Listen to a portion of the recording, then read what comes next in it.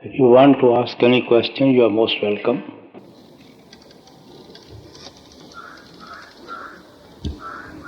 Yes. Maharaji, as I understand it, our karma, woven into an intricate pattern, establishes the direction our lives will take. And from this karma comes the thoughts that create the desires for self-indulgence and overindulgence in the 5 group of senses. Also, that these desires can only be removed by meditation, thus by the grace of the Master.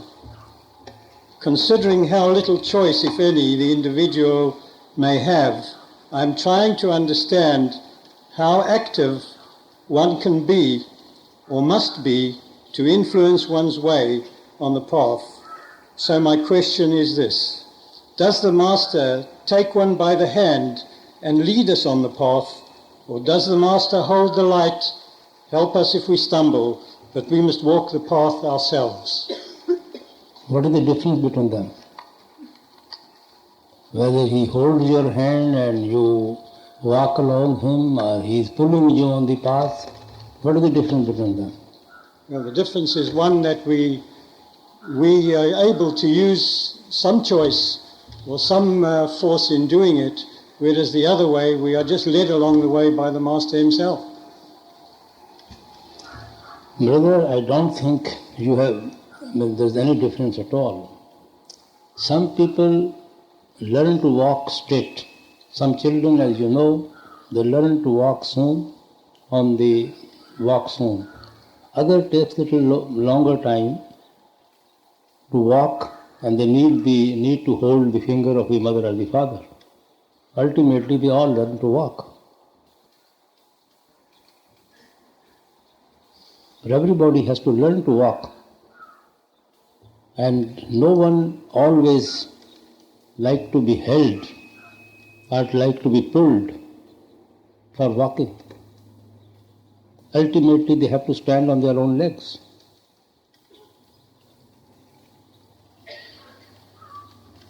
Then do we play a static role and just do our Simran and meditation and let what may be happen?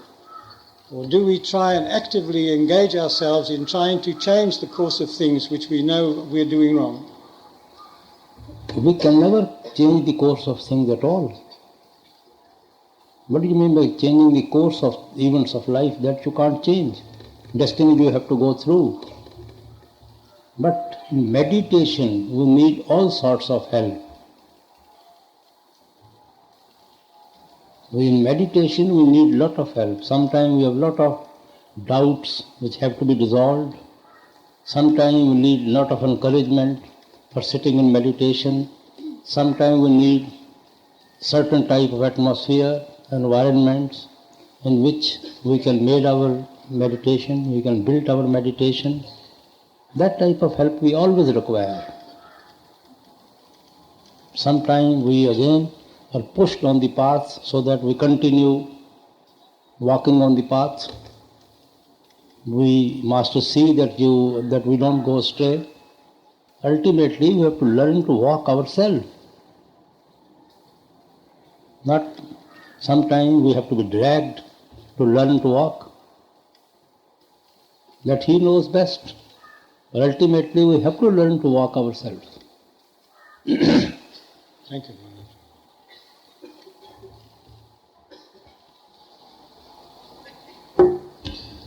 Radhaswami Master, our question follows on Master saying yesterday that karmas can't be changed, but that the effects can be mitigated.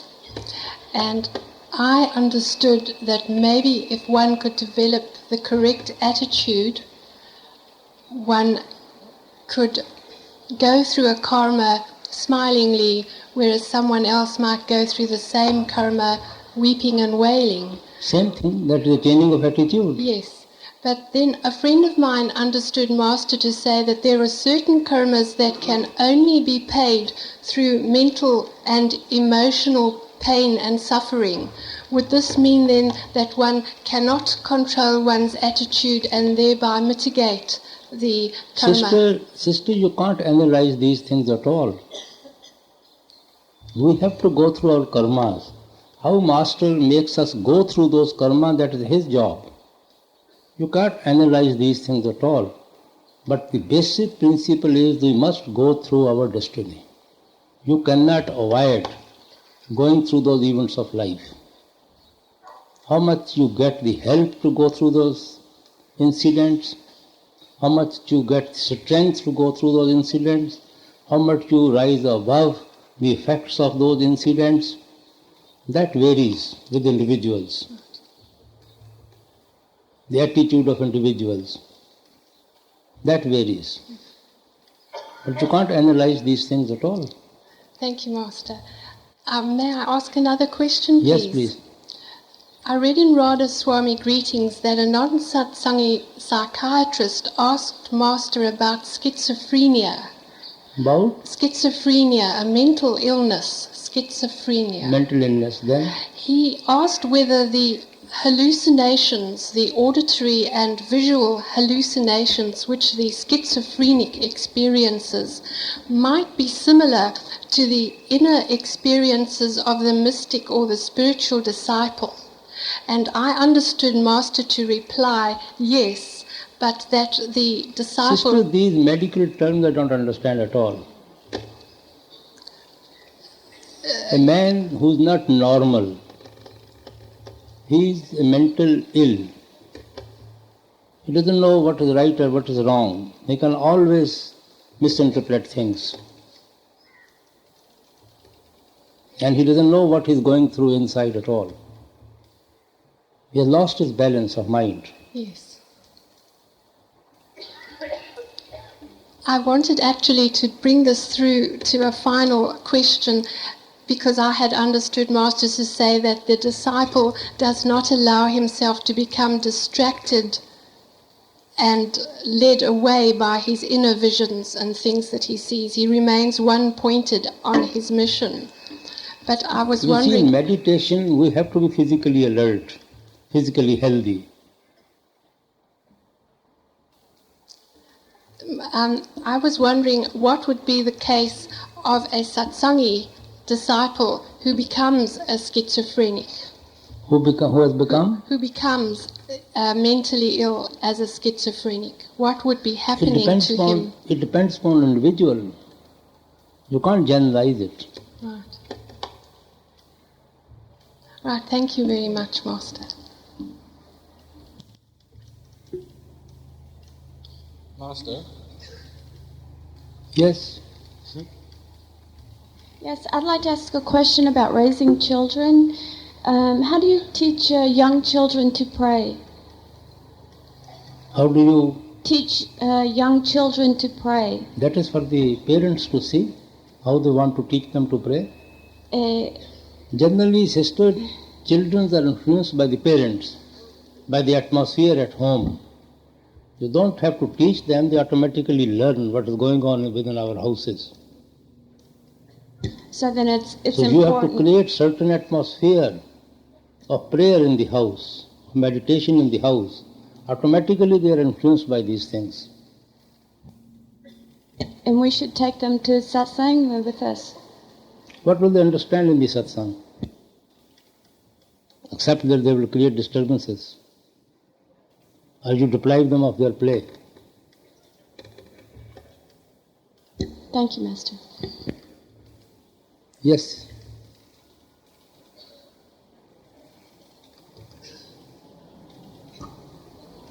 I did. Oh, there it is. Master, this is my third time to see you, and many years ago you told me that if you wanted to have your own personal Lord inside, you had to contact the Radiant Form. Now, I'm American, and as you know, Americans can live a very stressful and pressured type of a life, not only in the family, but more so in the workforce. And my question, I can understand how Mirabai could come to the Radiant Form, but my question is, can someone like me or an American attain the radiant form, the Christ within? Is it possible for us to go within knowing the type of life we lead? Or is it something that you only look forward to when you die, your physical death? Sister, it is not the atmosphere around in the world. That is same everywhere. The only difference, or very minor difference everywhere. It is the atmosphere in which you are living yourself personally, within yourself. Whether how much you are influenced by that atmosphere within yourself. So then You have to build that atmosphere within yourself for meditation. You have to build that fort within yourself in which you have to live. And that outside influence doesn't bother you, doesn't affect you. You're not concerned with outside atmosphere at all. So then it could be done. You have to be strong enough within yourself and not to be affected by any atmosphere. Or if you have to go around, they are affected with your influence rather than you are infected by their influence. Everybody has to build its own fort in which one has to live. So If then you are always expecting the atmosphere will become better, then we will meditate, perhaps we will never meditate. The whole world is like that. There's no question of America. So it's possible to reach the radiant form before you physically die? Yes, that is what our endeavor is. Oh, thank you.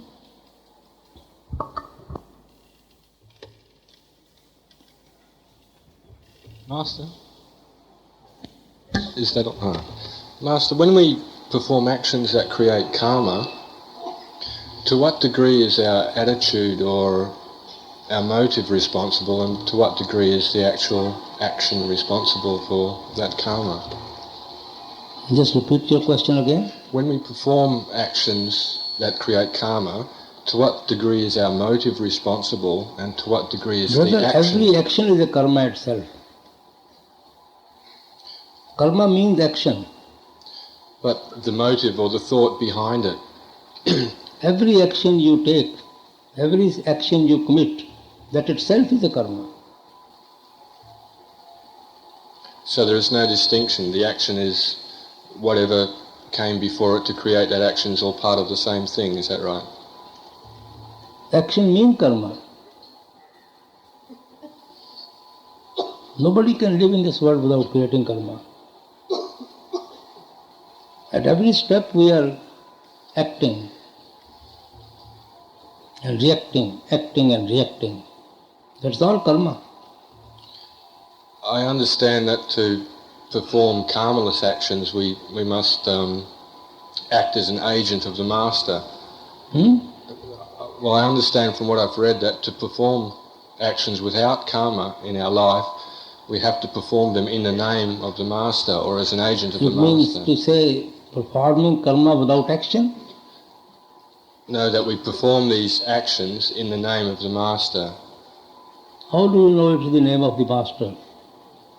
How can you be sure whatever you have done for the sake of Master? It was Unless you have been able to eliminate your mind from within yourself and you have become one with the Master, then only you can say that you are performing karma in the name of the Master. We don't see the Master within. We don't know the Master at all. We have not been to the Master within. We have not become the Master.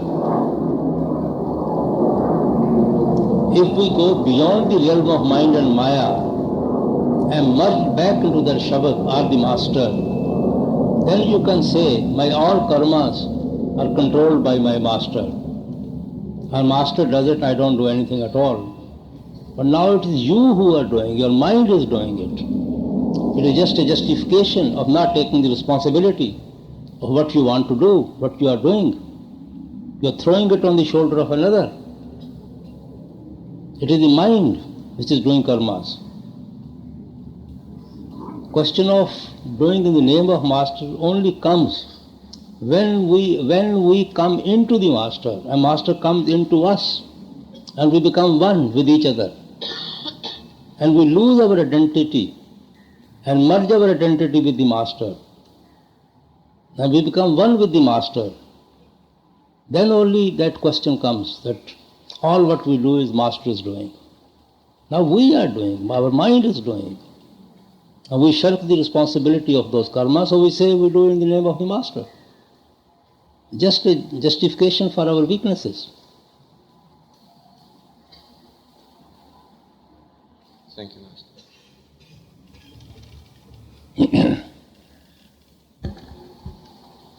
Master, there seems to be some confusion between destiny and free will. When somebody says we meditate for 2.5 hours or so, have we got the free will to meditate for 2.5 hours that day, or is it our actual destiny to meditate that 2.5 hours? Well, you have the free will also and you don't have the free will also. You don't have the free will too. If you are not initiated, then how would you sit in meditation? If you are born in such a place where even you are initiated, you have no atmosphere of meditation there, no environment for meditation there. The whole atmosphere around is such that it is so noisy, you cannot even sit for meditation. Then what your free will do there?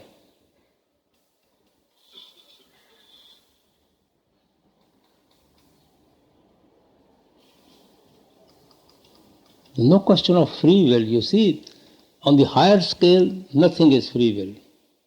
From the limited scale, we do have free will. We get that atmosphere, we get that environment, we get that bringing up in which we have to build our meditation. We get that company, we get that pull from within, we get that hunger and thirst from within, which forces us to meditate. Then automatically we start giving time to meditation. If that hunger is not there, if thirst is not there, you won't sit for meditation. So it's the hunger and the hunger that actually creates the sort of But source hunger of and it. thirst is not in your hand, that is in That's His hand. destined. That's destined. That is in His hand. Right. I often give example so many times. If there's delicious food in the plate and hunger is not there, you will not eat. If hunger is there, there's nothing to eat in the plate. What have to eat? What will you eat? If hunger is there and food is there, your hands will automatically work. It is not in our hand to have that food in the plate. It is not in our hand to have that much hunger that our hands start working. It is all in His hand to give us that hunger, to give us that food. And now we can take the credit that we are eating. Thank you, Master. Yes. Maharaja Radhaswami, a Greek sister from Greece, asked me to ask you for your advice on her problem. She works in a non-vegetarian restaurant as a waitress in the past and as a cashier now. She feels that this kind of occupation is making her create more karma and giving her a difficult time. Do you have any comment on that? You mean she is working in some non-vegetarian restaurant? Yes, where meat is served, Yes. alcohol, etc., etc. You see, the main thing is that we have not to eat. Now, if she doesn't live with herself, by working there, she can change her job. If it doesn't affect her at all, what she is doing as a matter of duty, there's no harm in doing it. If she feels affected by what she is doing it, she's not happy with herself, she's not living with herself, she can change her job. She has tried in the past, but it didn't work. She has tried to change her job. Now you see, it's for her to see. That's what I've told you, the fundamental principle. I can't analyze the individual circumstances. Thank you very much, Maharaj. Yes.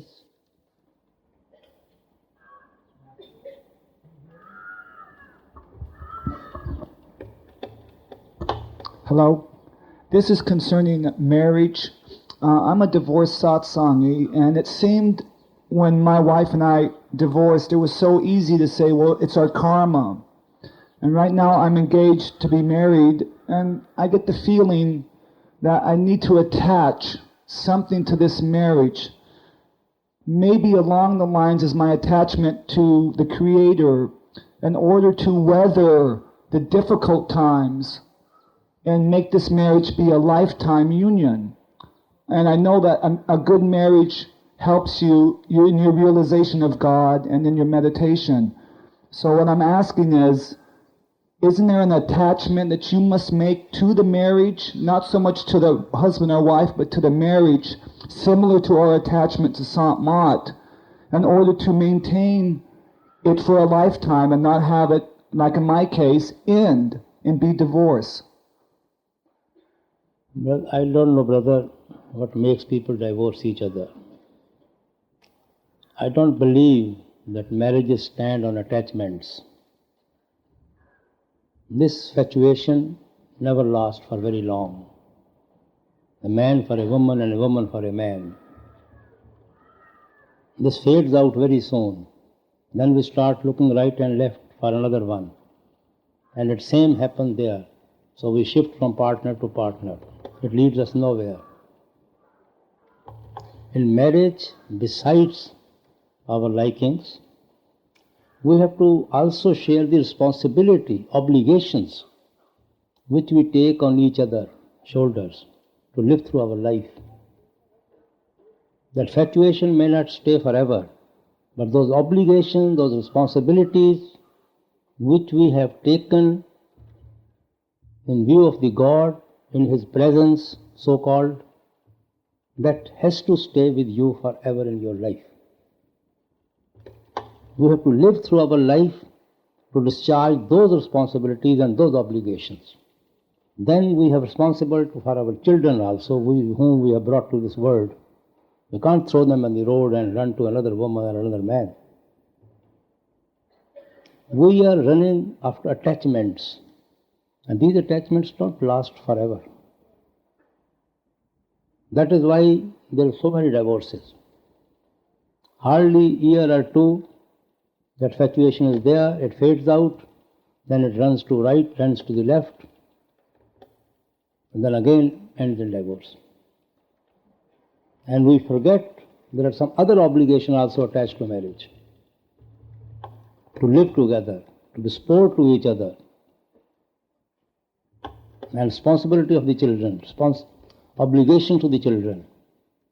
That is a great responsibility which we have taken on our shoulders, which we run away from our responsibilities. It's not fair to the children also.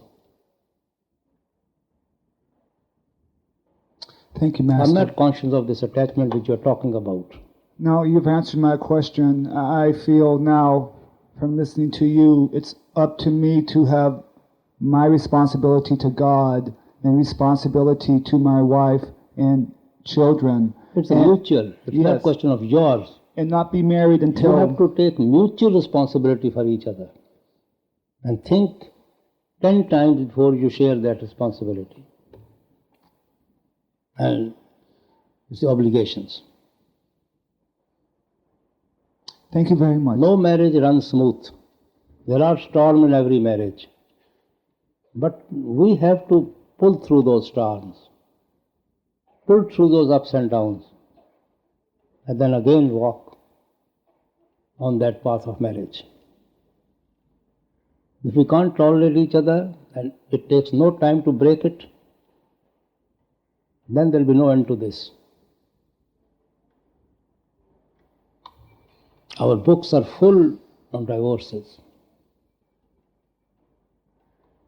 There's nothing which I have not written, nothing which I have not condemned. And now I've started writing anything at all because hardly advice makes any difference to anybody. They do what they want to do. They only want my thumb impression to justify what they have done. So I've told Professor and myself, don't write anything about anybody's domestic problems. Let them deal with themselves. Because they are going to do what they want to do. They've already decided what they have to do. Why drag us in that thing?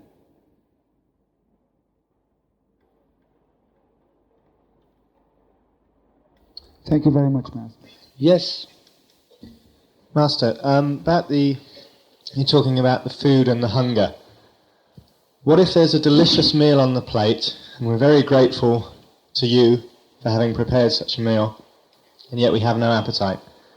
Should we take some of the meal and force it down because we know that we're going to regret not having taken it?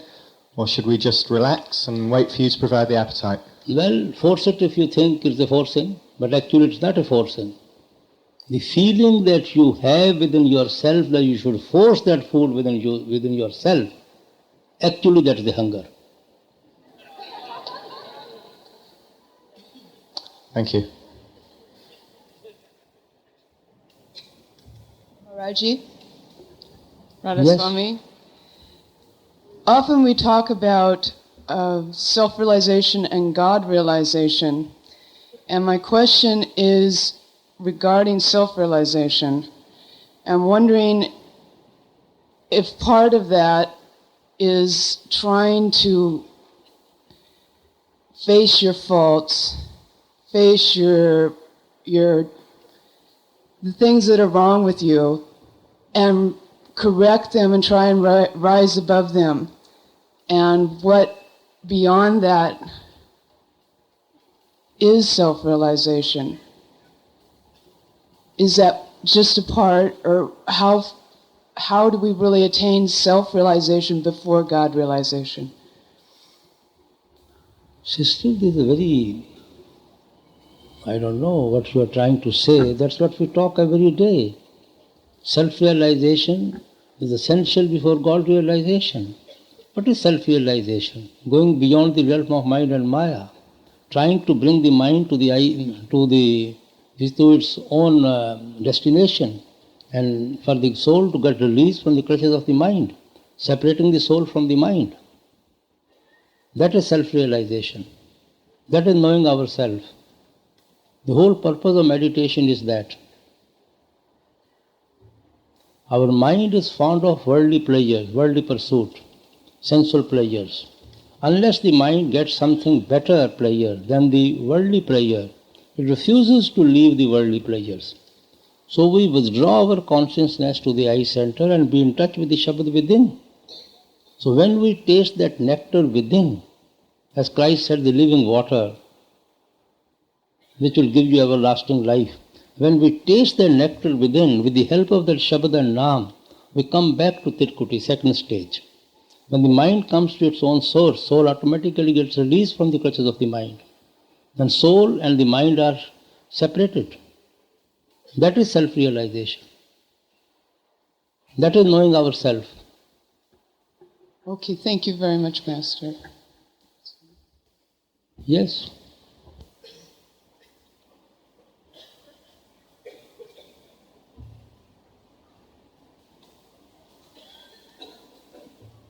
I have a question about Dhyan.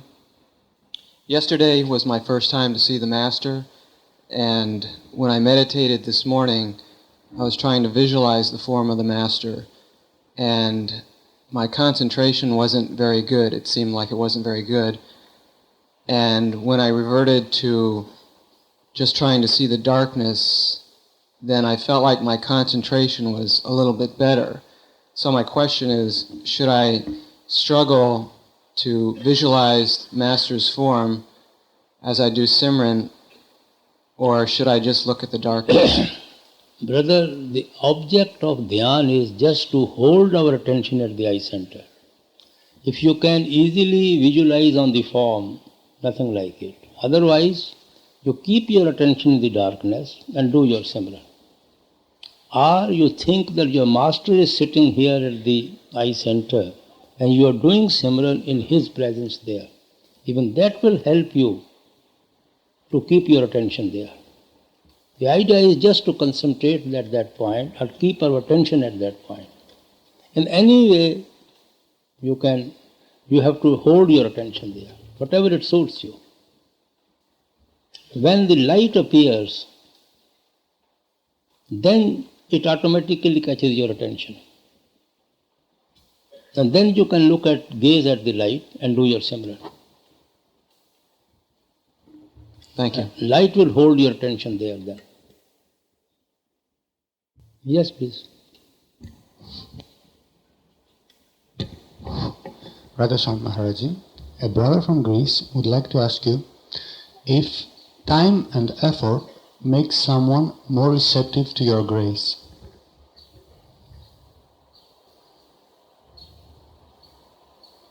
Naturally, effort we put, it makes us definitely more receptive to His grace.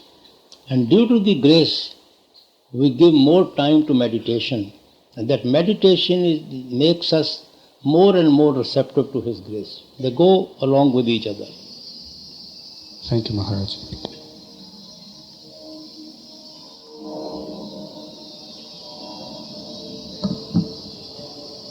Maharaji, if you're in your meditation where you're getting a little light and you start getting the flashes, and it seems like as soon as you concentrate, you lose that.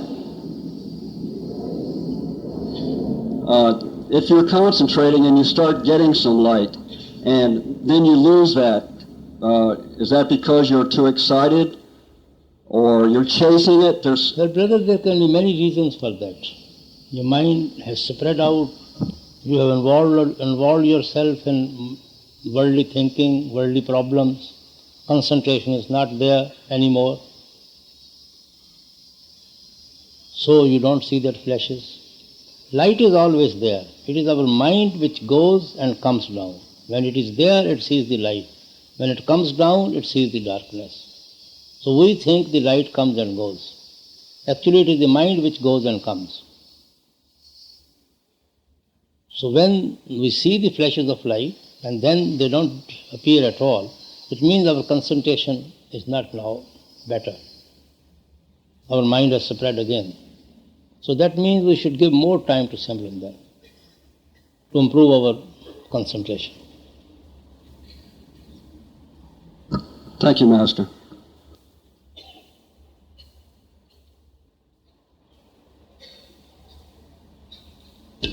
Maharaji, listening to the satsangs, I've heard you say that there is the spark of God within each individual, and then there is the Master within. From the inside, what is the difference in the experience of these two? These two? The spiritual spark within... Spiritual spark? Sorry, the drop of God that is within each individual, and the Master that is within each individual. What do you mean by drop of God?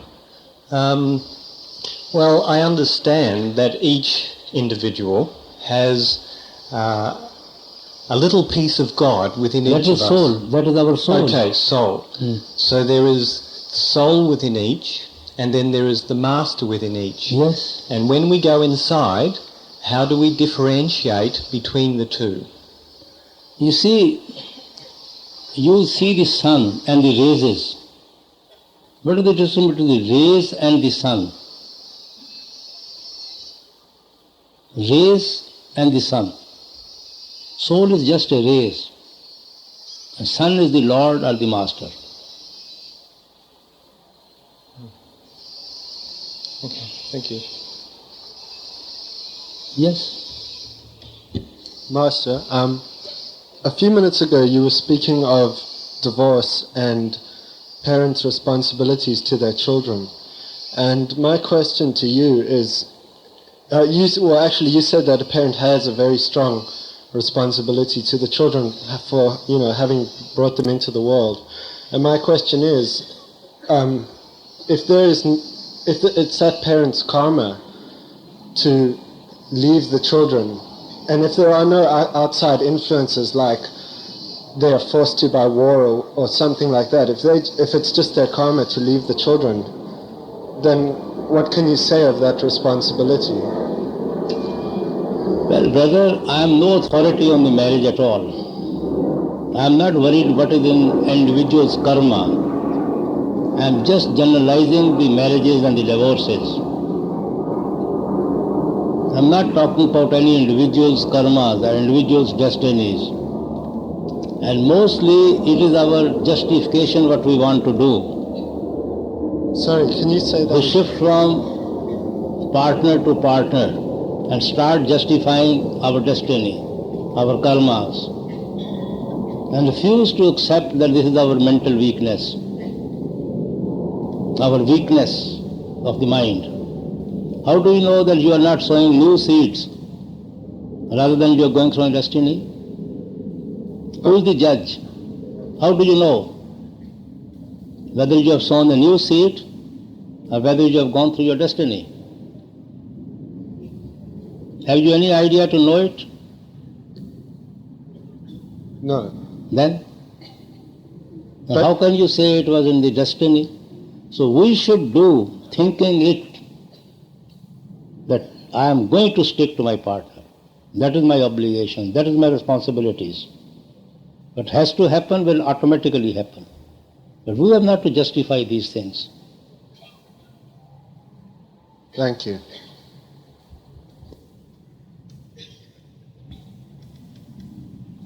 Yes.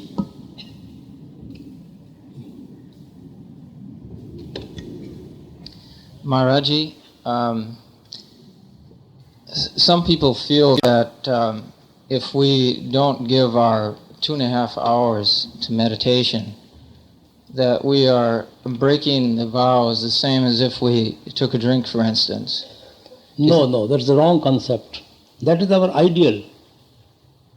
That we have to fit this time in our daily engagements, daily routine.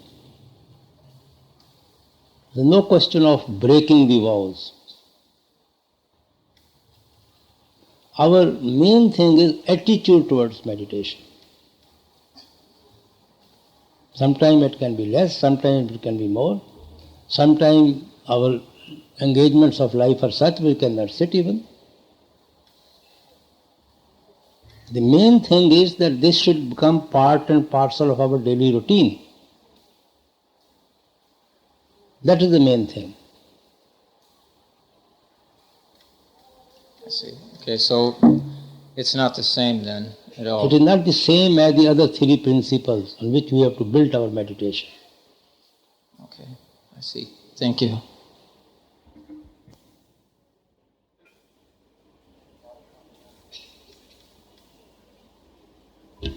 Radhaswami, Master. Yes, please.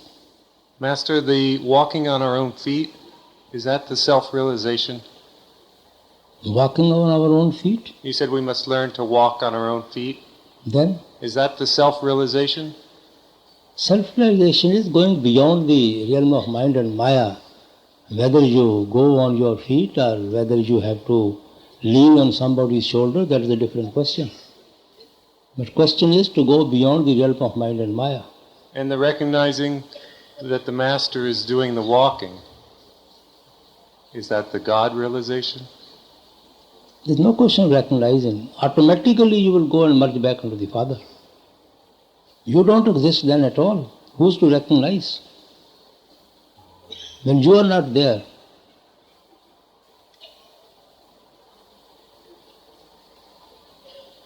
I have confusion in trying to have a balance with walking on my own feet.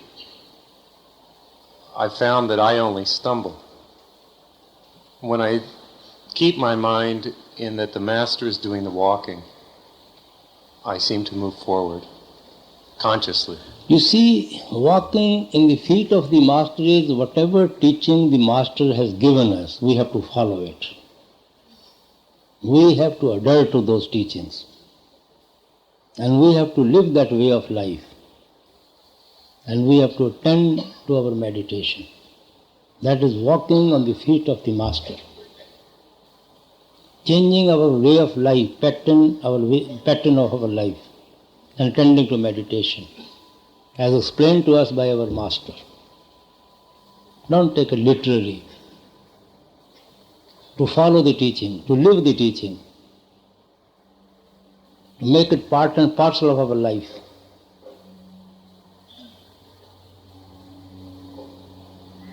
Thank you, Master. All the help what we need we always get within. We are never left alone. We get lot of help within. We are not orphan. There's somebody to guide us, somebody to lead us, somebody to pull us forward, somebody to push us forward within. They are all in the same thing, just a way of expression. Thank you. Radhaswami Master, the other day I was ill, but I heard your comment on the people that have left the path and have started initiating. My question, I have two questions. One of them is, what happens to their disciples that were drawn to you and end up getting initiated by the other person? Are they still eventually going to go back to the Father? I'm not following your question. Okay, there are some people who have left the Sant-Mat path and have initiated on their own. The disciples they initiate, what becomes of them? They know best. The disciples, though, are... No, the one who has initiated them, he knows best. But what happens to the disciples of them? Will they find the Sant-Mat path eventually? It depends upon the individuals. It's an individual karma. Yes.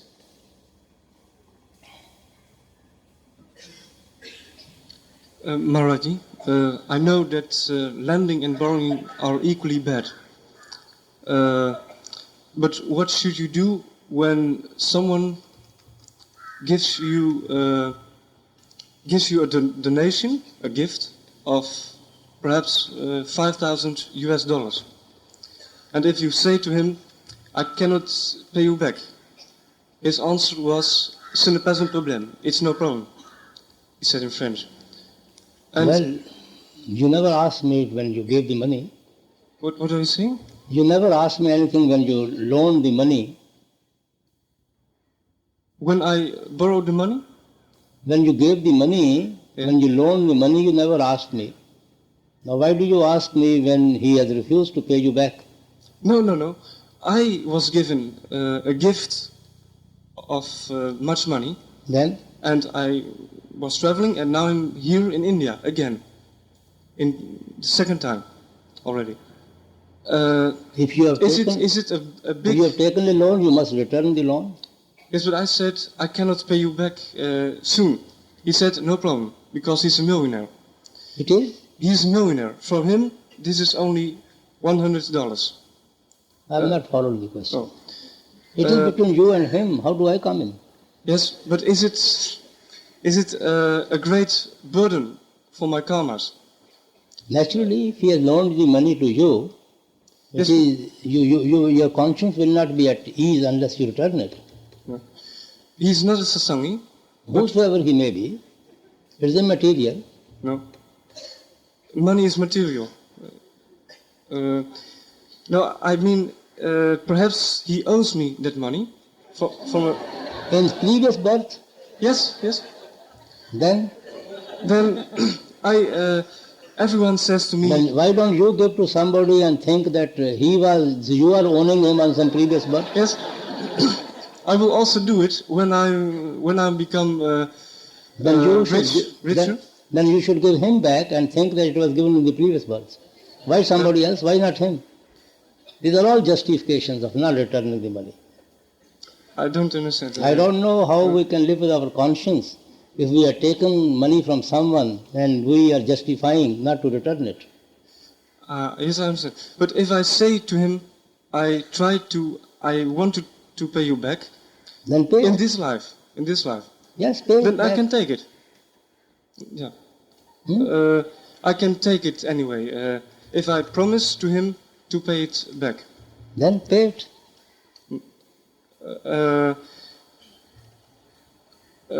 Yes, because I borrowed in this life, in the last 5 years, more. Whatever your dealings are of this life, try to deal with them in this life. Don't try to mix it with the previous life. No. Fine. Thank you. Leave aside the previous life. Yeah. Make your dealing clear in this very life. Lest they may add to your previous life. Mm-hmm. add to your load of karmas. Better clear it here. Yes, all right. Another question is a little bit of language, not so difficult now. Thinking, worldly thinking. You mention it, but is not all thinking worldly? Is there the soul doesn't think? I presume. What do you mean by thinking? Thinking is of the mind. And But from what point of view you want to think? Soul acts through the mind. Mm-hmm. Soul doesn't act alone in this creation. It acts through the mind. Mm-hmm. Yes. But the soul doesn't think. That soul gives life to the mind. Yes. Soul gives energy to the mind, Mm-hmm. and then acts through the mind. Without the soul, mind is also dead. Mm-hmm. But so the soul acts through the mind. Yes. But is it not better to say that the mind, that we are acting through our mind? Yes, we are acting through the mind. Soul gives energy to the mind. Yes. Soul gives life to the mind. Yes, and we and mind then overpowers the soul. And we are soul. We can say that we are soul. Say anything. These are meaningless. All right. Thank you. Radhatswami. Yes, please. Why don't you stand and talk? You're sitting and raising hand. Yes.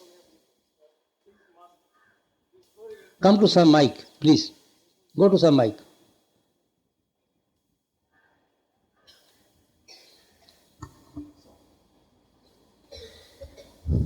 I'm sorry, Master. It's very important for me to know because I want to ask you one question. In the beginning, I sent you a letter 2 months ago because I was initiated in the Sufi order. It's now 23 years. And I know in any religion and any system about to have master to bring you to God, they help you to know first before you beginning to make your meditation. And I want you help me to know and to help us everybody there to know what we're going to do or say before we make our meditation, because it's very important for me.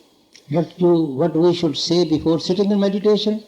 Yes, Master, because when I was in the Sufi order, before I make my meditation, I make a formula. Niya is intention for my master, and I beginning my Simran. In the Sant Mat way, I don't know what formula I do, and I want to know. Well, brother, Sant Mat has no better prayer than meditation itself. You don't need any set prayer before attending to your meditation, because I have said so many times, meditation itself is a prayer to the Lord.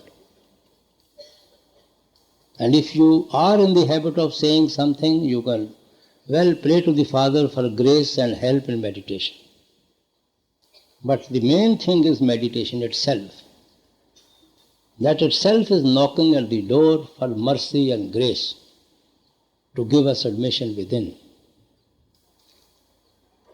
That is the best prayer we can have. Thank you, Master.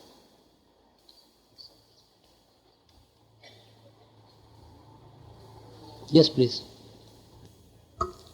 Thank you, Master, for allowing me to come here. I have a question that's been bothering me for some time. When I'm able to sit down and meditate, I feel so thoroughly trapped by my mind and unable to concentrate that I feel that I will not be able to get out of that trap. And I'm wondering, I know that people say you keep meditating, but I feel like I'm stuck. I feel like I'm stuck, and I'm wondering how to get through the trap of my mind. Now, what is the question? I feel like my mind is in complete control of me, and that it causes so much difficulty in my meditation That My it goes sister, that is with all of us. How to break out of that trap? Meditation.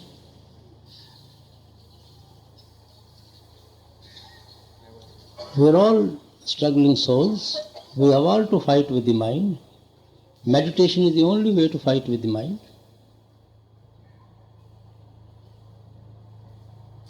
Thank you.